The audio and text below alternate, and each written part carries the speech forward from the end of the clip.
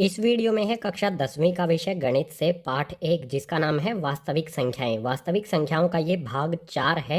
इस भाग में हम करेंगे एक्सरसाइज 1.3। एक्सरसाइज 1.3 में कुल 3 क्वेश्चन है। तीनों के 3 क्वेश्चंस को बिल्कुल अच्छी तरह से इसी वीडियो में सोल्व करेंगे। इसके अलावा पाठ 1 वास्तविक संख्याओं के जो भी अन्य भाग हैं इन सभी के लिंक आपको मिल जाएंगे नीचे डिस्क्रिप्शन बॉक्स में। सभी भागों को अच्छी तरह से देख लेना और समझ लेना। अगले पेज से शुरू करते हैं एक्सरसाइज 1.3 क्वेश्चन नंबर 1 से। क्वेश्चन नंबर 1 इसमें दिया है सिद्ध कीजिए कि √5 एक अपरिमेय संख्या है। √5 को अपरिमेय संख्या सिद्ध करना है। ये किया जाता है विरोधाभासी तरीके से। तो इसका हल प्रारंभ होता है यहाँ से। सबसे पहले मान लेंगे कि √5 एक परिमेय संख्या है। हमें ये सिद्ध करना है कि ये एक अपरिमेय संख्या है, लेकिन इसका उलट मानेंगे हम बिल्कुल। तो यहाँ पर मैं लिखता हूँ माना √5 परिमेय संख्या है। अगर ये परिमेय संख्या है तो हम इसको भिन्न के रूप में लिख सकते हैं। ये किसी भिन्न के बराबर होगी। तो यहाँ पर लिखा जा सकता है √5 बराबर में a/b। √5 परिमेय संख्या जो होती है वो भिन्न के रूप में लिखी जा सकती है। तो √5 बराबर a/b हो जाएगा। और कंडीशन क्या होती है कि a और b इन दोनों का एक के अलावा कोई भी अन्य उभयनिष्ठ गुणनखंड नहीं होगा। या फिर ये भी कह सकता हूँ कि a और b ये दोनों सहभाज्य संख्याएं हैं। लिख देता हूँ इन दोनों के सामने a और b सहभाज्य हैं। a और b का कोई भी उभयनिष्ठ गुणनखंड नहीं है। अब b यहाँ पर भाग में है, इसको इधर लेके जाएंगे तो √5 के साथ ये हो जाएगा गुना। यहाँ पर आ जाएगा हमारा √5 20 के साथ गुना में और बराबर में बचेगा a। अब जो भी हमारा ये समीकरण आया है इसमें दोनों तरफ हम वर्ग कर देंगे, यानी कि पावर 2 लगा देंगे। इस तरफ भी पावर 2 लगाएंगे और इस तरफ भी पावर 2 लगाएंगे। पावर 2 का अर्थ होता है वर्ग। हल करते हैं। √5 का वर्ग यानी कि पावर 2। पावर 2 से ये रूट कट जाएगा, बचेगा यहाँ पर 5। ये 5 आ गया। अब b का भी वर्ग है, b पे भी पावर 5 लगेगी, सॉरी पावर 2 लगेगी। b की पावर 2 हो जाएगा ब्रैकेट हटाने पर, बराबर a का वर्ग यानी कि a की पावर 2। ब्रैकेट हटाएंगे तो हमें प्राप्त होगा a की पावर 2। अब जो हमारा ये समीकरण आया है इससे हम क्या निष्कर्ष निकाल सकते हैं कि जो a का वर्ग a की पावर 2 है ये इस 5 से विभाजित होगी। कैसे होगी?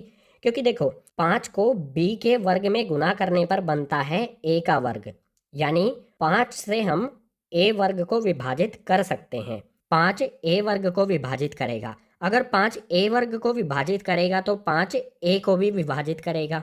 ठीक है, ये निष्कर्ष हम निकाल सकते हैं। जो भी हमारा निष्कर्ष है यहाँ पर लिख देता हूँ इसके सामने।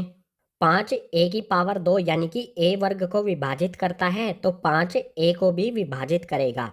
ये मैंने आपको भाग 1 परिचय में बताया था। ये हमारा हो गया निष्कर्ष नंबर पहला।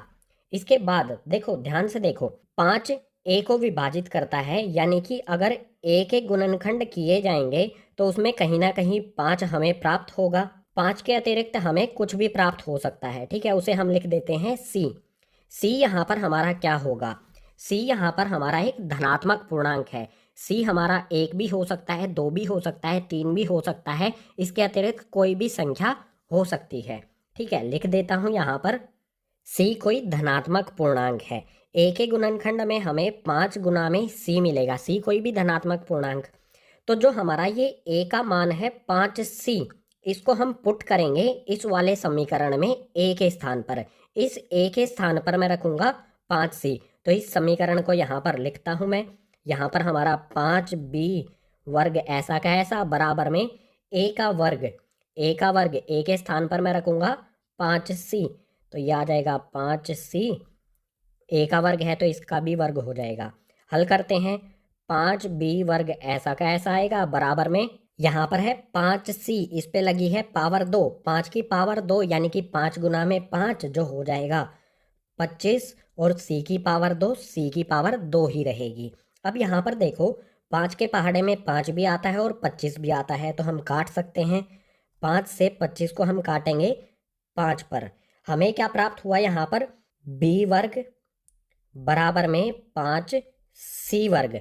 जो हमारा ये समीकरण आया है, इस समीकरण से मैं क्या निष्कर्ष निकाल सकता हूँ बी स्क्वेयर, बी का वर्ग जो है ये 5 से विभाजित होगा, क्योंकि बी का वर्ग बना कैसे है, 5 गुना में सी के वर्ग से, यानी 5 बी स्क्वेयर को बी की पावर 2 को विभाजित करेगा। अगर 5 बी की पावर 2 को विभाजित करेगा तो 5 बी को भी विभाजित करेगा। इस समीकरण से ये निष्कर्ष निकाला जा सकता है। जो भी निष्कर्ष है इसके सामने लिख देता हूँ। 5 बी की पावर 2 को विभाजित करता है तो 5 बी को भी विभाजित करेगा। ये हो गया हमारा निष्कर्ष नंबर दूसरा। अब ध्यान से पहले और दूसरे निष्कर्ष को एक साथ देखेंगे तो हमें पता चलेगा कि 5 ए को विभाजित करता है और 5 बी को भी विभाजित करता है। यानी इन दोनों को इकट्ठा देखने पर पहले व दूसरे निष्कर्ष से मैं क्या कह सकता हूँ कि 5 ए और बी इन दोनों को विभाजित करता है। यहाँ पर लिख देता हूँ। पहले और दूसरे से हमने ये निष्कर्ष निकाल लिया कि 5 ए और बी दोनों को विभाजित करता है, लेकिन शुरू में क्या था, ए और बी एक के अतिरिक्त किसी भी अन्य संख्या से भी ये विभाजित नहीं होंगी, यानी ये सहभाज्य संख्याएं हैं। शुरू में तो एक के अलावा किसी से भी विभाजित नहीं थी। यहाँ पर हमें पता चलता है कि ए और बी ये दोनों 5 से विभाजित होती हैं। बिल्कुल उल्टा हमें प्राप्त हो रहा है, बिल्कुल विरोधाभास हमें दिखाई दे रहा है। ये जो हमें विरोधाभास शुरू और अंत में प्राप्त हो रहा है, ये किस वजह से है, हमारी गलत कल्पना के कारण। हमने शुरू में गलत कल्पना कर ली कि √5 एक परिमेय संख्या है। अगर √5 परिमेय संख्या नहीं है, अगर हमारी ये कल्पना गलत है तो √5 क्या हो जाएगा, अगर ये परिमेय नहीं है तो ये हो जाएगा अपरिमेय। तो यहाँ पर अंत में लिख देते हैं, यह विरोधाभास हमारी गलत कल्पना के कारण प्राप्त हुआ है, अतः √5 एक अपरिमेय संख्या है। विरोधाभास मैंने आपको बता दिया है कि शुरू में ए और बी एक के अतिरिक्त किसी भी अन्य संख्या से विभाजित नहीं हो रही थी, लेकिन अंत में ए और बी ये दोनों 5 से विभाजित होती हैं। जो ये विरोधाभास है ये हमारी इस गलत कल्पना के कारण प्राप्त हुआ है कि √5 एक परिमेय संख्या है। ये अगर हमारी गलत कल्पना है तो सही क्या होगा फिर, √5 एक अपरिमेय संख्या है। क्वेश्चन नंबर 1 हो गया हमारा कंप्लीट। अब क्वेश्चन नंबर 2 को देखते हैं नेक्स्ट पेज पर। क्वेश्चन नंबर 2 इसमें दिया है, सिद्ध कीजिए कि 3 जमा 2 √5 एक अपरिमेय संख्या है। क्वेश्चन नंबर 2 में हमें सिद्ध करना है कि ये संख्या अपरिमेय है। तो इसको भी हम विरोधाभासी तरीके से हल करेंगे। हल प्रारंभ होता है यहाँ से। सबसे पहले जैसे क्वेश्चन नंबर 1 में हमने माना था, बिल्कुल उसी प्रकार से हमें अपरिमेय सिद्ध करना है, लेकिन हम मान लेंगे कि 3 जमा 2 √5 परिमेय संख्या है।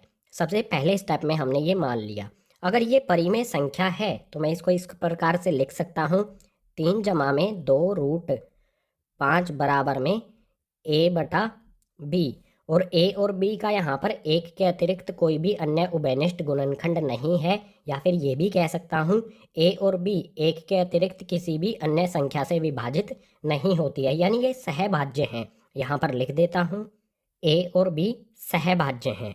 अब क्या करेंगे नेक्स्ट स्टेप में, जो हमारा ये 3 है इस तरफ जमा का है, दूसरी तरफ इसको लेके जाएंगे, 3 को दूसरी तरफ भेज देंगे तो यहाँ पर हमारे पास बचेगा 2 √5 बराबर में ए बटा बी, ऐसा का ऐसा आ जाएगा। उस तरफ 3 हो जाएगा जाकर घटा का 3, यहाँ पर जमा का है, इस तरफ आके घटा का।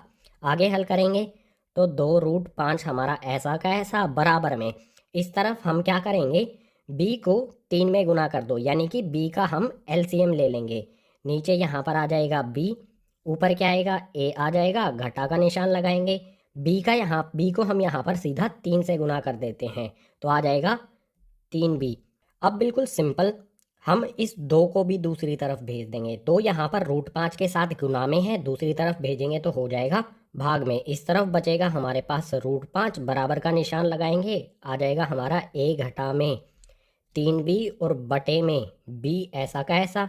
2 यहाँ पर गुना में दूसरी तरफ भेजेंगे तो नीचे चला जाएगा, यहाँ पर आ जाएगा भाग में। ठीक है, अब यहाँ से हम क्या निष्कर्ष निकाल सकते हैं, जो हमारा ये समीकरण आया है, इस b को हटा के एक बार थोड़ा सा ऊपर लिख देता हूँ ताकि सही तरह से दिखाई दे। ये जो हमारा समीकरण है इससे क्या निष्कर्ष निकाल सकते हैं, जो हमारी ये संख्या है a घटा में 3b बटे में 2b, इसमें ए और बी जो भी हमारी परिमेय संख्या होती है, अटे बटे में होती है, ऊपर नीचे भिन्न के रूप में होती है, उसमें ऊपर वाली संख्या और नीचे वाली संख्या ये पूर्णांक होती हैं। तो यहाँ पर ये ए, ये वाला बी और ये वाला बी, ये सभी पूर्णांक हैं।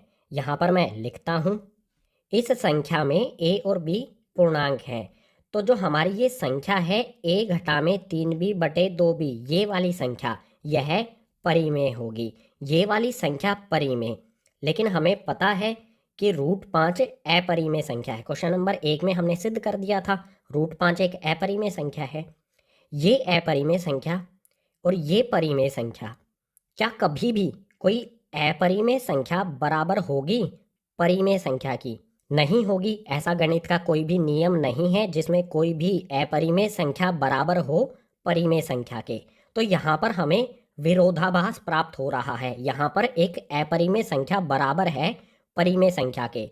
ये विरोधाभास हमें क्यों प्राप्त हो रहा है? क्योंकि हमने शुरू में गलत कल्पना कर ली कि 3 जमा 2√5 एक परिमेय संख्या है। ये हमारी गलत कल्पना है। तो सही क्या होगा कि 3 जमा 2√5 एक अपरिमेय संख्या है। यहाँ पर लिख देंगे अंत में, यह विरोधाभास हमारी गलत कल्पना के कारण प्राप्त हुआ है, अतः 3 जमा 2√5 एक अपरिमेय संख्या है। विरोधाभास क्या है मैंने आपको बता दिया था, दोबारा से सुन लो।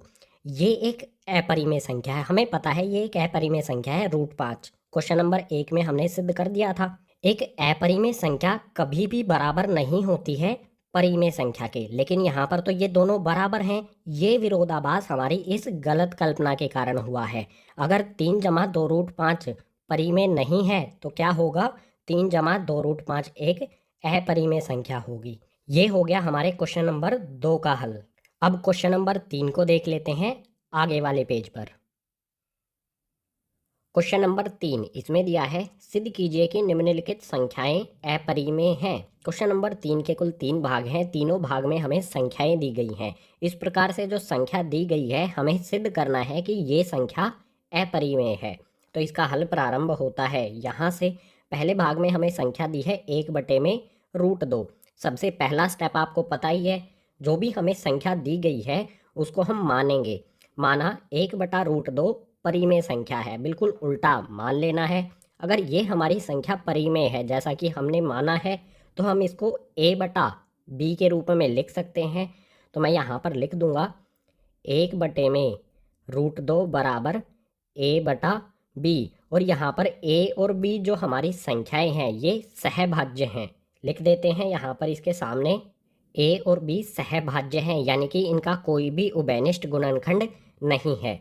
अब b को इस तरफ 1 में गुना कर देंगे और √2 को इस तरफ a में गुना कर देंगे। क्रॉस में हम इस तरह से गुना कर देंगे।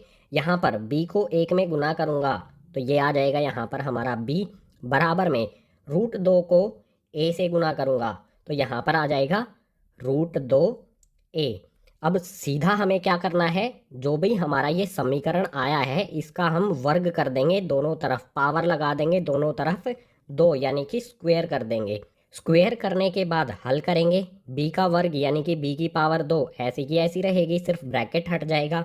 इसके बाद यहाँ पर रूट के अंदर 2 दिया गया है, इसकी पावर 2 लगाएंगे तो ये रूट कट जाएगा, बाहर निकलेगा हमारे पास 2।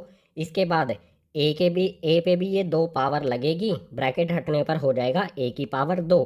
यहाँ पर हम क्या निष्कर्ष निकाल सकते हैं कि जो ये 2 है ये इस b स्क्वायर को विभाजित करेगा, क्योंकि ये 2 इस b स्क्वायर का b वर्ग का गुणनखंड है। ये निष्कर्ष हम निकाल सकते हैं। इसके सामने लिख देते हैं 2 b स्क्वायर को विभाजित करता है। अगर 2 b स्क्वायर को विभाजित करता है तो 2 b को भी विभाजित करेगा। ये हमारा हो गया निष्कर्ष नंबर पहला। अब जो हमारा ये b है हम इसको किस तरह से लिख सकते हैं, ये हमारा b है, इसके गुणनखंड किस रूप में होंगे, यहाँ पर मैंने लिखा b बराबर में 2 तो इसके गुणनखंड में आएगा ही आएगा, 2 के अतिरिक्त इसका कोई भी अन्य और उभयनिष्ठ और भी गुणनखंड हो सकता है। 2 तो होगा ही होगा, 2 के अलावा और भी गुणनखंड हो सकता है जिसे हम c लिख सकते हैं। c यहाँ पर हमारा कोई भी पूर्णांक है, यानी कि c का मान 1 2 3 4 5 6 7 कुछ भी हो सकता है। लिख देते हैं c यहाँ पर पूर्णांक है। c हमारा कोई पूर्णांक है 2 के अलावा इसका कोई भी अन्य गुणनखंड होगा जिसको हमने c लिख दिया। अब जो हमारा ये b का मान है 2c, इसको हम पुट करेंगे इस b के स्थान पर, हम रख देंगे इसका मान 2c। यहाँ पर b का वर्ग है, b के स्थान पर मैं रखता हूँ 2c, b का वर्ग है तो इसके मान का भी हो जाएगा वर्ग, बराबर में 2a और वर्ग ऐसा का ऐसा। अब यहाँ पर इसे हल करो, ब्रैकेट को हल करो, 2 पे पावर 2 लगाएंगे यानी कि 2 गुना 2 ये हो जाएगा 4, और c का वर्ग ऐसा का ऐसा आ जाएगा, इक्वल्स टू में आ जाएगा 2a की पावर 2। यहाँ पर 2 के पहाड़े में 2 भी आता है और 4 भी आता है तो हम काट सकते हैं, 2 दूनी 4। हमें प्राप्त यहाँ पर क्या होगा, 2c का वर्ग यानी कि c की पावर 2 बराबर में a की पावर 2, या फिर इसे a स्क्वायर भी कह सकते हैं। इस समीकरण से मैं क्या निष्कर्ष निकाल सकता हूँ कि 2a स्क्वायर को a की घात 2 a की पावर 2 इसको विभाजित करता है। अगर 2 a की पावर 2 को विभाजित करता है तो 2 a को भी विभाजित करेगा। ये निष्कर्ष हम निकाल सकते हैं, लिख देता हूँ यहाँ पर, 2 a की पावर 2 को विभाजित करता है तो 2 a को भी विभाजित करेगा। ये हमारा हो गया निष्कर्ष नंबर 2।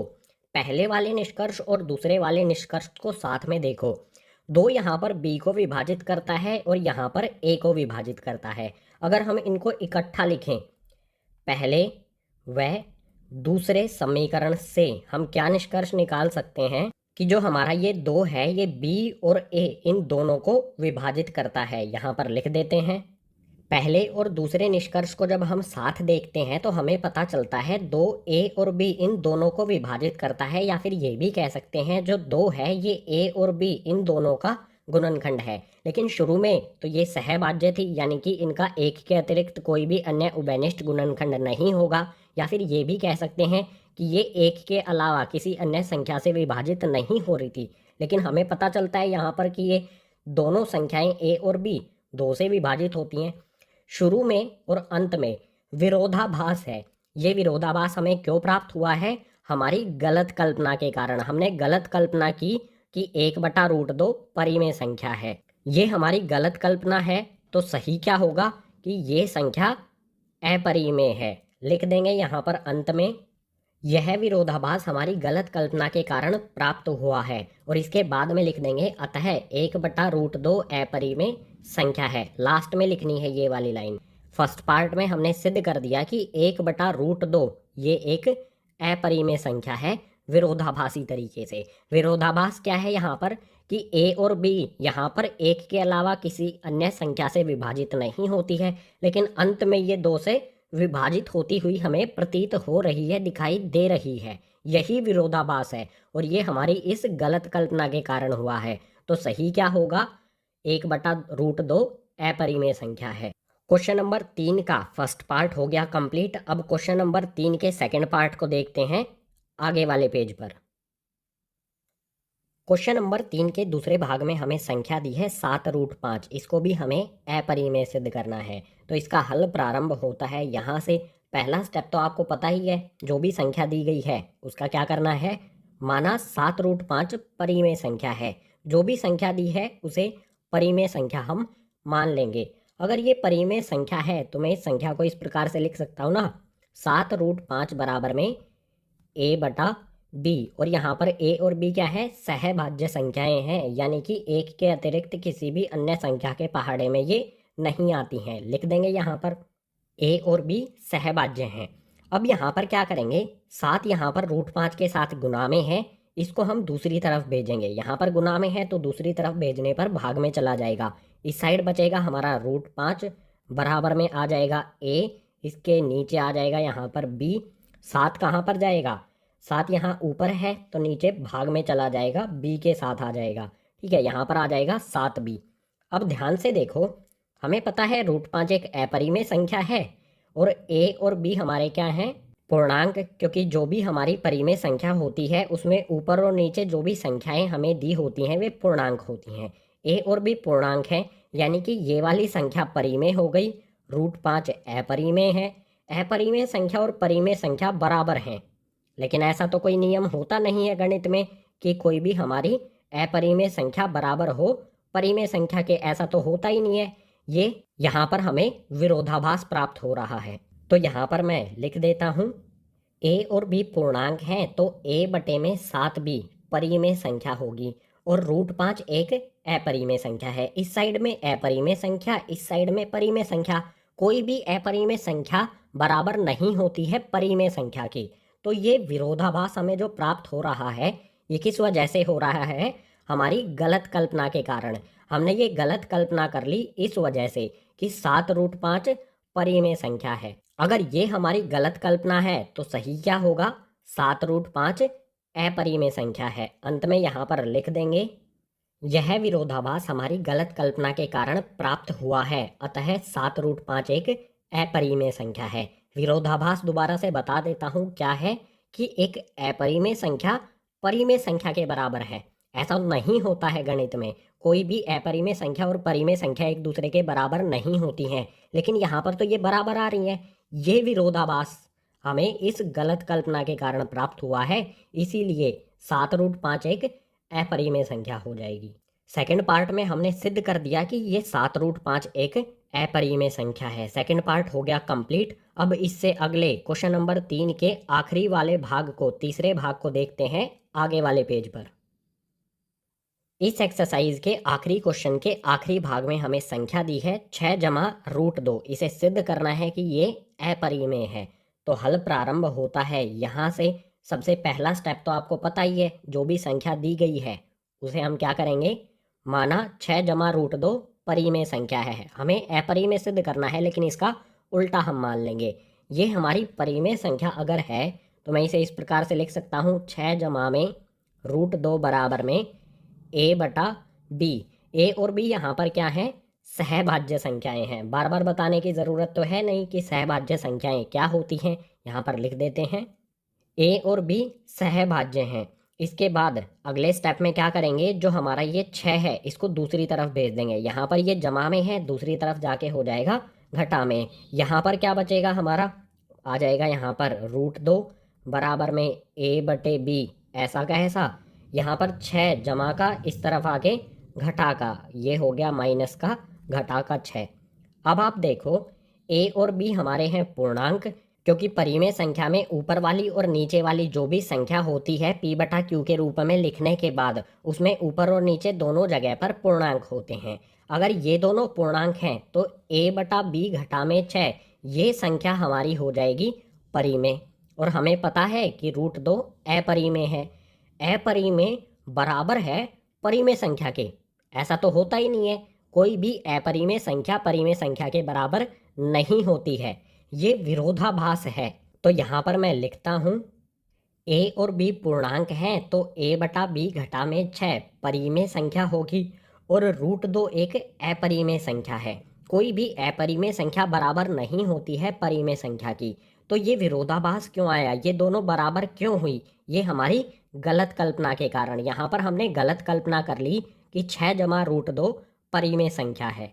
तो सही क्या होगा, 6 जमा √2 अपरिमेय संख्या है। लिख देंगे यहाँ पर अंत में, यह विरोधाभास हमारी गलत कल्पना के कारण प्राप्त हुआ है, अतः 6 जमा √2 अपरिमेय संख्या है। विरोधाभास दोबारा से बता देता हूँ क्या है, कि कोई भी अपरिमेय संख्या परिमेय संख्या के बराबर नहीं होती है, लेकिन यहाँ पर ये दोनों बराबर हैं। ये विरोधाभास हमारी इस गलत कल्पना के कारण हुआ है। तो सही क्या होगा, 6 जमा √2 अपरिमेय संख्या है। क्वेश्चन नंबर 3 हो गया हमारा कंप्लीट। क्वेश्चन नंबर 3 के लास्ट पार्ट के साथ ही भाग 4 यानी कि एक्सरसाइज 1.3 हो जाती है कंप्लीट। इस एक्सरसाइज में जो क्वेश्चंस थे वो आपको एक बार डिफिकल्ट लगेंगे, लेकिन आप इस तरह के क्वेश्चंस की प्रैक्टिस करोगे तो ये आसान आपके लिए होते जाएंगे। भाग 6 में इस टाइप के कई सारे क्वेश्चंस किए गए हैं, दिए गए हैं, उनको देखो और खुद से सोल्व करने की कोशिश करो, क्योंकि इस तरह के क्वेश्चन संख्या को अपरिमेय सिद्ध करना आपके फाइनल एग्जाम में एक क्वेश्चन तो पक्का आने वाला है। तो उम्मीद करूंगा सभी क्वेश्चन आपको समझ आए होंगे। अगर सभी क्वेश्चन आपको समझ आए हैं तो इस वीडियो को अपने क्लासमेट्स के साथ, अपने सहपाठियों के साथ ज़्यादा से ज़्यादा शेयर करो। अगर कोई सुझाव है तो नीचे कमेंट बॉक्स में लिख दो। इस भाग 4 के अलावा पाठ के अन्य जो भी भाग हैं इन सभी के लिंक आपको नीचे डिस्क्रिप्शन बॉक्स में दिए गए हैं, सभी को देख लेना है, अच्छी तरह से क्वेश्चंस को समझ लेना है। आपको हमारी वीडियो अच्छी लगी हो तो सब्सक्राइब, लाइक और बेल आइकन को दबाएं और हमें कमेंट करके जरूर बताइएगा कि आपको कौन सा टिप अच्छा लगा।